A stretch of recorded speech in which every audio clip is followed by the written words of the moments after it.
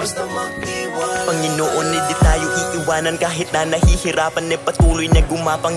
Ituloy mo lang kung anong nasimulan, huwag magkatubili o magalangan. Maniwala sa sarili, umabante at di baling dahan-dahan. Importante, umuusad lang nang walang inaabakan. Danas na ako sa lahat, paghihirap at bigat, makikita sa balat, sa kaliwat ugat, kung paano kataway pinaiyak. Sa bawat pagpataka merong aral at inspirasyon na tumatak, dahilan kung ba't patuloy akong